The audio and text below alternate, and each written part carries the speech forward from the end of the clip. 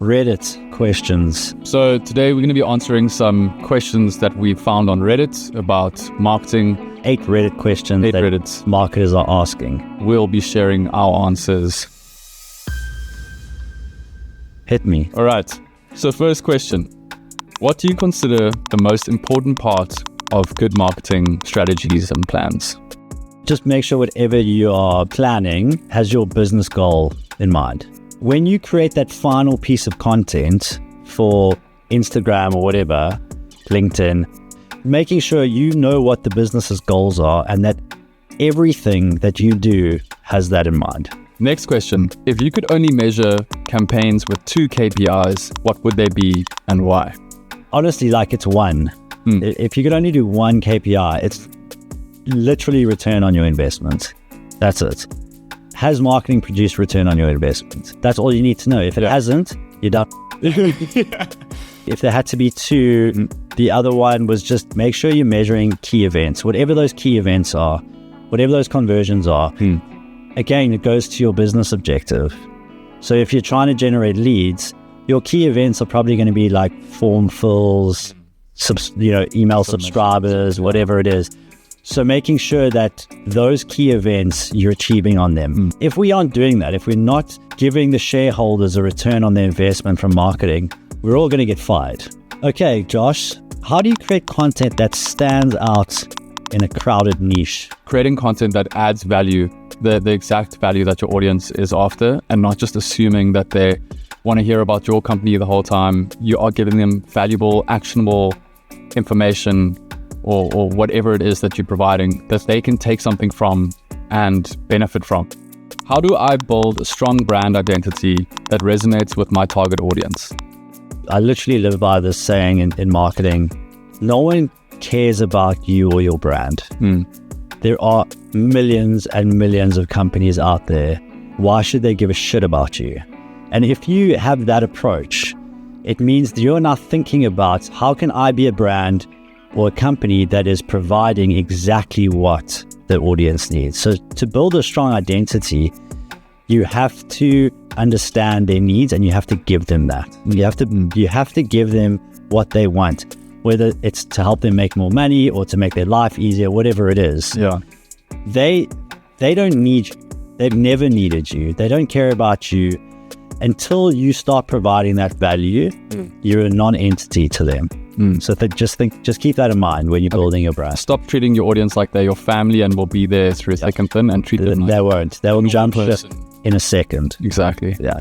Next one. Is PPC advertising worth it for small or medium enterprises? And how can I measure its success? 1,000,000% it's worth it. Yeah. It's massively worth it. If you're a small, medium size business, PPC advertising is the best way for you to actually see a return on your marketing, in my opinion, because you're able to reach exactly who you need to reach. The targeting capabilities that these platforms have is incredible.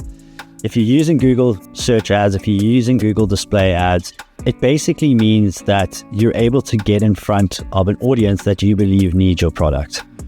In the world of commercial real estate, even more importantly, because it's such a niche industry that when people are using Google to search for certain things like warehouse space near me, if you're running PPC ads for those search terms, you're going to be seen because most of your competitors aren't going to be doing that. So it is incredibly worth it if you're a small to medium sized business. The amount of money you're going to be spending is minimal to reach that audience. 20 years ago, you would have had to spend hundreds of thousands of dollars trying to put billboards and TV commercials together. And hope that someone drives past and looks, where now you know. Now you know exactly who's seeing it, where they're seeing it, what device they're seeing it on, how they're interacting with it. Are they going to your website? Are they taking any actions?